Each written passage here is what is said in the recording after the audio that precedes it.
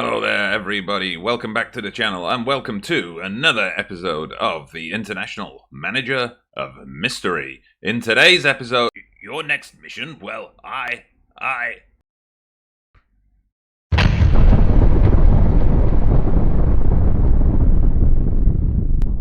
in future, just send me a message.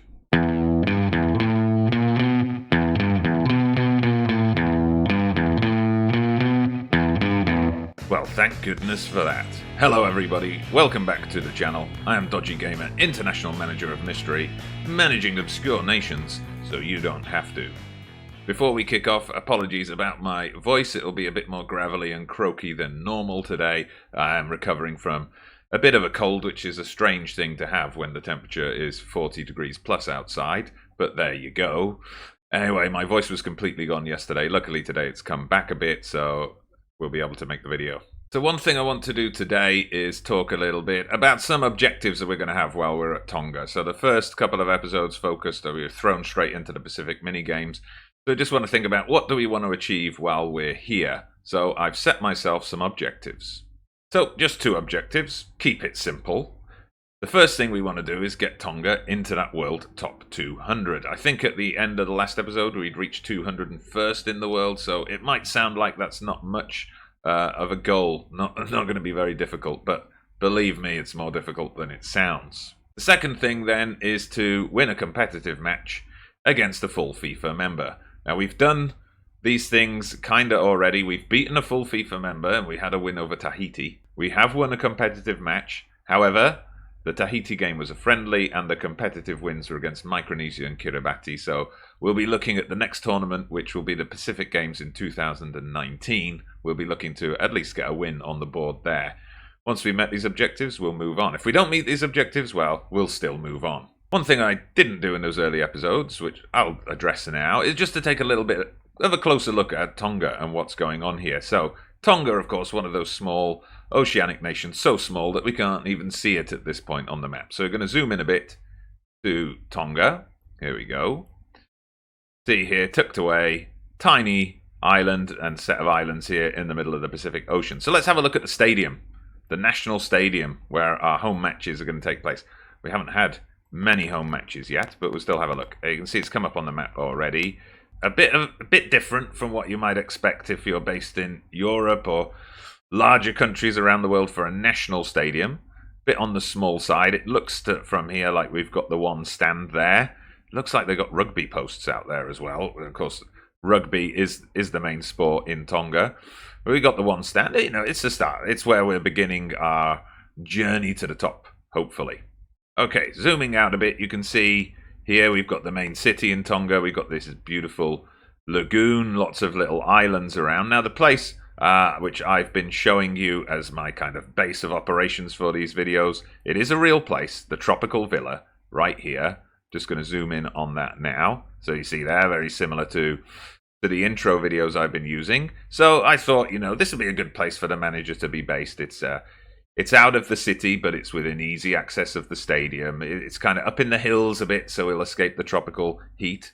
One strange thing about this, and this had nothing to do with why I chose this particular location at all, the Tropical Villa is located in a town called Puke. Our manager, our intrepid international manager of mystery, when he's not managing his games, he's wallowing in puke, I guess.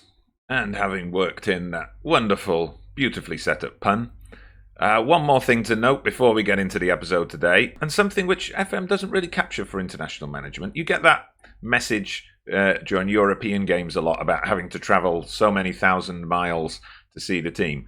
But of course, these countries are very remote. It's something that struck me. I reread the chapter about the oceanic qualifying in James Montague's 31-0 as I was setting this up. And just the things he says there about how difficult it is for these teams to play each other. I mean, they're so remote that, you know, they have to get together and play a tournament.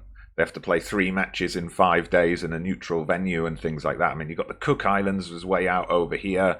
You know, a lot of them are quite isolated from each other, huge distances to travel, and amateurs as well. Remember that a lot of these players are amateurs. And actually, that's one thing I would like to see in Football Manager. when you have an amateur team, whether it be a club side or a national team, it would be good to have a little thing in the player profile about what their real job is. I think it would add just a little extra wrinkle to the game, something interesting to focus on.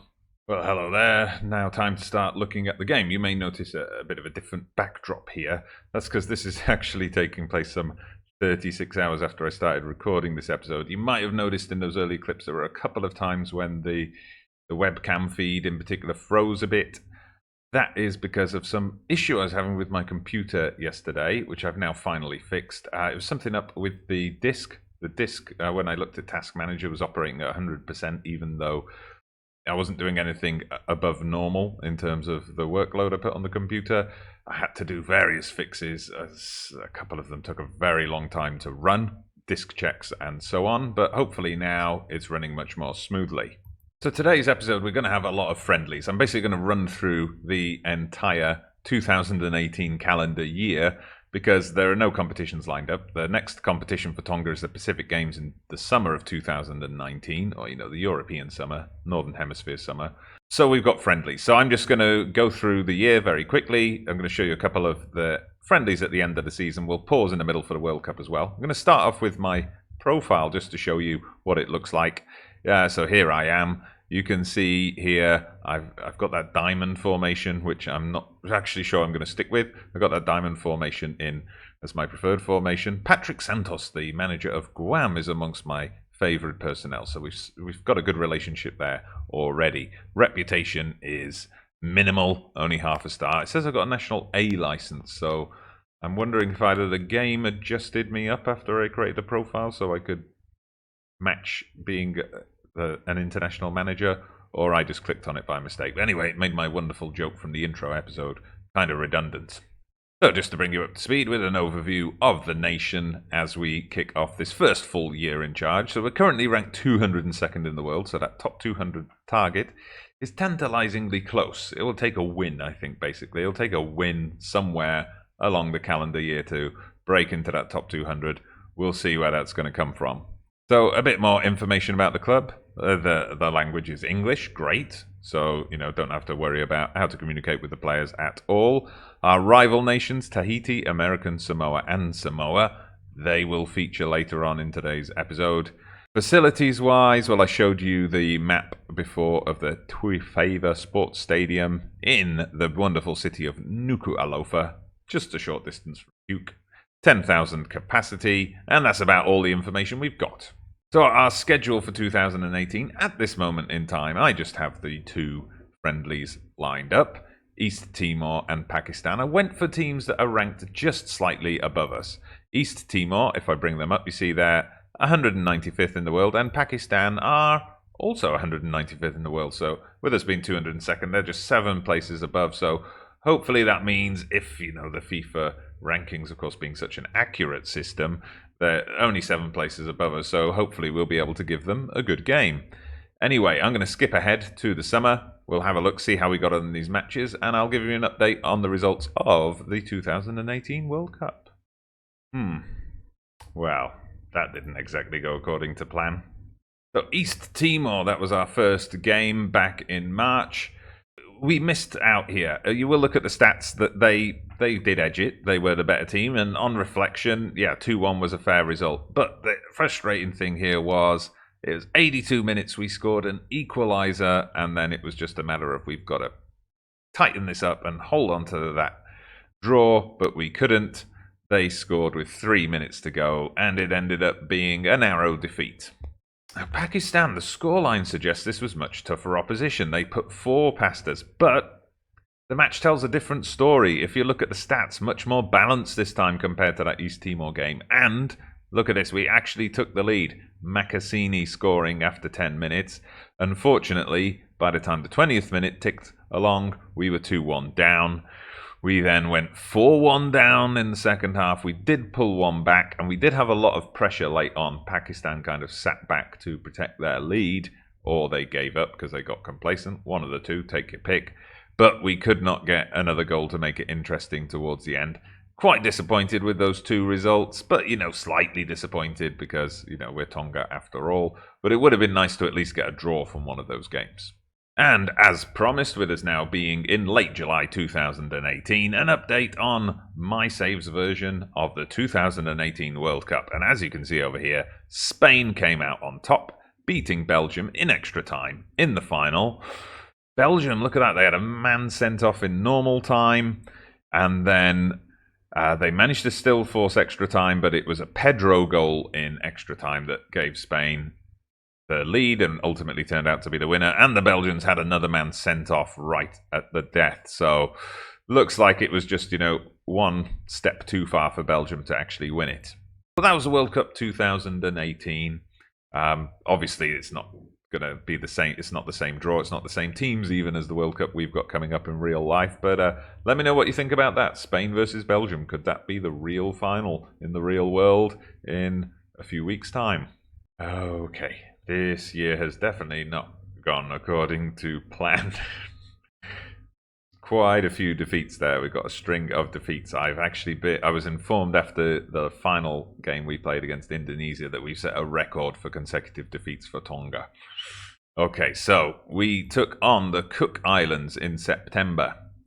Quite disappointed with this because, they're an oceanic nation and we were never really in it. We then travelled to the Seychelles, who at the time of the match were only 4 or 5 places above us in the world rankings. But much like with East Timor and Pakistan, we just didn't match up to it. And if you look at the stats, we should have lost a lot more heavily than this, 3-1. Now, against Macau, we only had the one shot on target, but we were playing pretty well in the second half. And I thought, again, much like the East Timor game, that we were going to snatch a draw, but in the end, the superior conditioning won the day. And then Indonesia. This is a match I kind of regret arranging. At the time I arranged it, Indonesia was something like 190-something in the world. So, less than 10 places above us. By the time we actually got around to playing the match, Indonesia had soared up to like 150th in the world.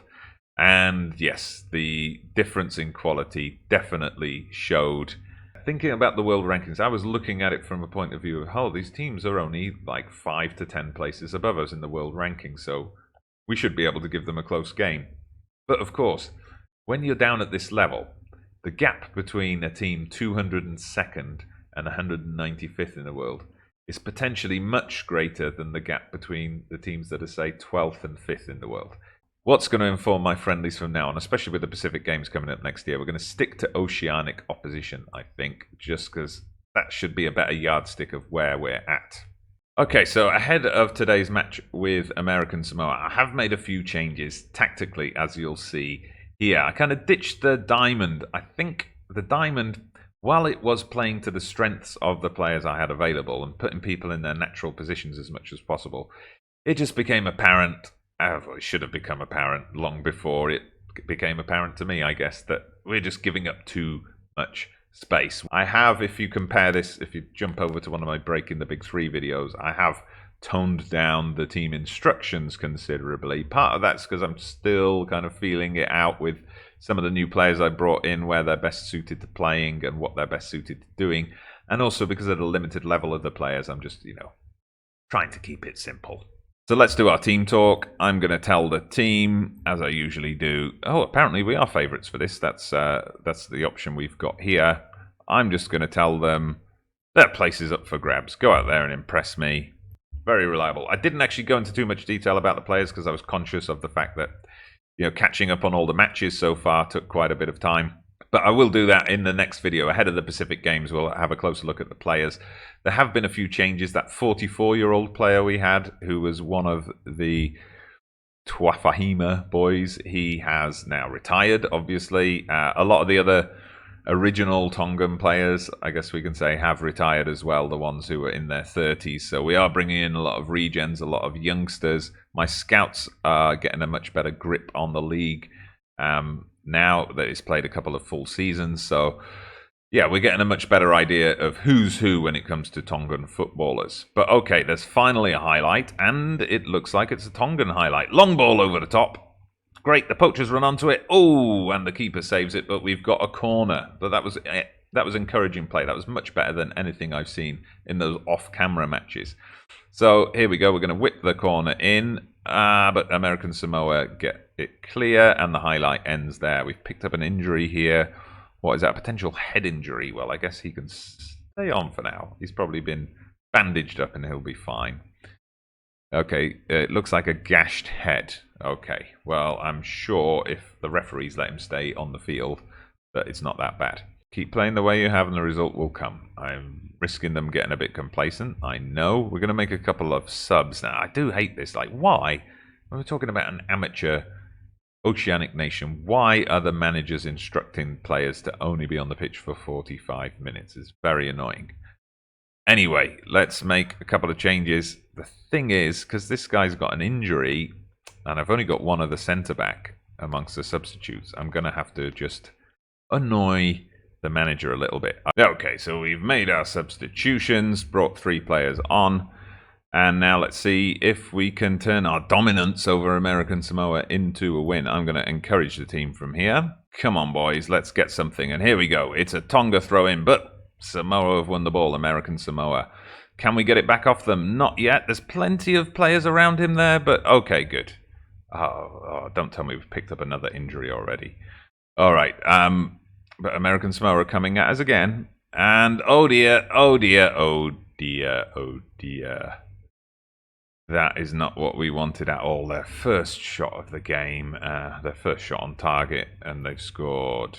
Okay, we've paused it here. Nothing's changing so far, so we're going to go a bit more to control. We're going to exploit the flanks a bit. We're going to try and hit some early crosses. Get it into our poacher. Just be a bit more expressive, boys. Up that tempo. Come on. Let's see what you can do. Still nothing's happening, and now we've got another centre-back out injured.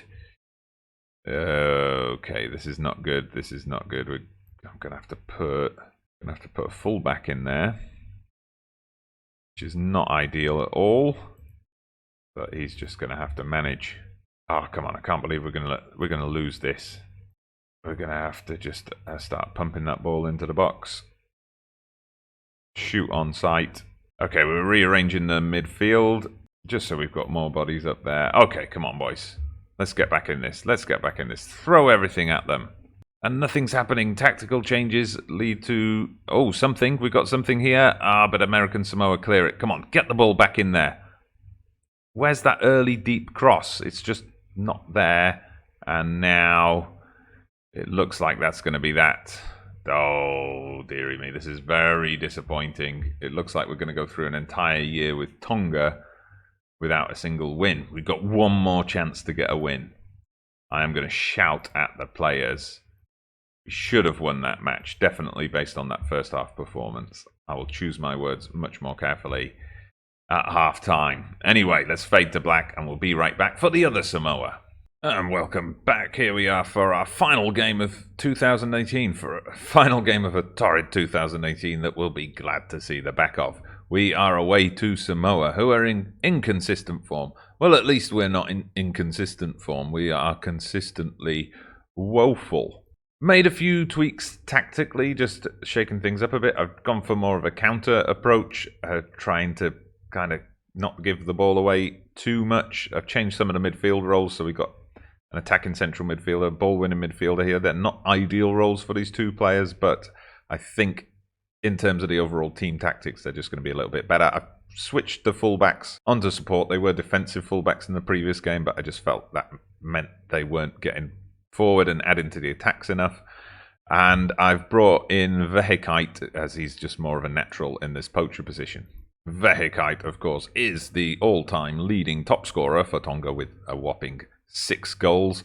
Also, this guy, Pau, in the last game, he became Tonga's most capped player ever with 15 games. He's played pretty much every game under my management. Right then, we are going to tell the team, give these fans their money's worth. And Samoa are our rivals, so I should be telling them something like that. Good performance from all of you, and that didn't have the effect I wanted. Okay. Yes, they've sprung surprises by dropping some amateur players and replacing them with other amateur players. We kick off in our red kit. Here, it's the second time we've played Samoa, of course. We played them back in the first episode, so it'll be a nice comparison to make. See if we've progressed anything at all since that first game. I think I might know the answer to that one already. Nothing much happening so far. We have yet to create a chance. I'm going to remind them to concentrate. I would be happy with a ball draw here, a 0-0 away from home. I'd be happy with that. I'll take it. Won't make for the most thrilling match to watch, but... Oh, here we go. It's a throw-in for Tonga, and we kept the ball for at least one pass, and then we won it back. Wow, progress. Okay, and we've given it away again. You kind of have to get used to this ping-pong, and oh, it looks like they've got just a slightly faster striker there, but then we kind of clatter him, get the ball back, and it's back and forth play. It's not thrilling end-to-end stuff, but it's back and forth play, we can say. And here comes Vehikite. He's surrounded by Samoans, but he manages to play it back. And Tufua gets it back out to the left back. So the fullbacks are getting a bit more involved. That's good. And here we go. We've got a chance now. And we've scored. We've scored. I think it was an own goal. No, it wasn't. It was Polovili cutting in from the right wing. But we've scored a goal. I'm in shock. I don't know what to say. Well, let's have a look at that again. So it's Tuafahima. And there we go. Yes, he was very tight on the defender there, but he managed to squeeze off that volley. And I guess the goalkeeper just wasn't expecting it. Our first shot, and we've scored a goal. Good. Good. I think the fullbacks have been a key here. Oh, and there we go. We scored another one. Oh, my God. What's going on here? It's Tuafua. Great. Where has this team been all year? Okay, so it's set up by Polovili, who scored the first goal, and a couple of great touches. Just took it away from the defender and tucks it away there. Wow. This is uncharted territory for my Tongan team, if we don't count the Kiribati and Micronesia games from the Pacific mini games. It looks like we're going to get to the half with our lead intact and our clean sheet intact. Great. So what are we going to say here in the team talk? Don't get complacent. Or I'm happy with the way you're playing. Keep it going, lads. I'm not going to make any subs just yet. The AI always makes at least 3 subs at halftime. I keep my players going for a bit longer where possible. I know I'm supposed to take a bunch of players off at halftime, but I don't care. And then we'll have fresher players later in the match, hopefully, because obviously against Macau, that cost us. Okay, we've had an injury, and it's a defender again. Oh, this is unbelievable. I had to draft in a replacement defender because of the guy who got injured in the last game. And then Mayasiga got a knock from the last game as well. This guy could pass as a defender. Okay, he'll do. Moeaki, get yourself on there. We'll make a couple of other substitutions while we're here. So we made 3 substitutions in the end there. One, the injury replacement, and we just brought on a couple of new fullbacks and someone on the right wing as well, just to see how those guys do. And here we go. It's Tonga's ball again. Our striker is a bit isolated there, but if we can just keep those fullbacks coming forward as they were in the first half, then I think we've got a chance. Toke, I'm playing him in goal because he announced in between matches that he's going to retire in December, so I thought I'd give him a swan song on the international scene. Oh dear, we've lost the ball out there wide, and Samoa have a chance to get back in it, but luckily the shot goes harmlessly wide there, so we're doing okay. We're doing okay. I'm going to tell the team to concentrate. We're going to make a couple more substitutions here. I'm thinking, what am I thinking? That's often a question I ask myself. I'm thinking there we take him off. Now we've got someone here. Deep line playmaker. We'll have one of those. And we're going to bring on Halafuka as well. I hope I'm saying that name correctly. Halafuka, he can be our ball-winning midfielder. We'll put a bit more bite into the midfield there. And I'm thinking we might have a change of personnel in the striking department as well. Tuanaholo, get yourself on there. Oh, I can't make any more substitutions. All right, then we might have to look at tightening things up tactically in a moment. But I don't know. We've got a 2-goal lead, and they haven't threatened yet. So if it goes 2-1, that's the time to make changes. Doesn't look like that's going to happen. We are going to win a game away from home, and it looks like we're going to keep a clean sheet as well. I hope I have not spoken too soon. Here goes, final throw of the dice, but they can't control the ball, the Samoans. It's gone out for a throw-in, and there's the final whistle. Well done, boys. At least we end the year on a high note. Here we go then. Tonga take the spoils in Ding Dong battle. That certainly was a battle of the dings and the dongs. So we get the 2-0 win. I'm very happy with that result, and I think, just on the basis of what we saw in the highlights, it was a deserved win as well. The goal scorer, the scorer of the first goal, Polovilli, he gets the man of the match, of course, with a goal and an assist. So absolutely fantastic. That goes some way to wiping out those memories of the rest of the year. Samoa 179th, so I think that logic I applied of we go for the Oceanic nations, they might have an artificially high ranking. That's definitely paid off. American Samoa 183rd. Okay, so that's it for 2018, and that's pretty much it for this episode. Next episode is going to feature the Pacific Games, which I'm assuming and hoping we will be part of, and that acts, I think I mentioned this before, but just as a recap, that acts as a prelim for a pre-World Cup qualifying, because the Pacific Games, if you do well in the Pacific Games, you get into the Oceania Nations Cup. And then in the Oceania Nations Cup, if you can finish third or higher in your group, you get into the final stage of Oceanic World Cup qualifying. So if we have any chance of going anywhere in terms of World Cup qualifying, we have to do well in the Pacific Games. Hopefully we'll draw ourselves against Samoa. But anyway, for now, thank you very much for watching. Please hit that like button if you enjoyed this video. Subscribe to the channel if you haven't done so already. I'm Dodgy Gamer, the International Manager of Mystery. See you again soon.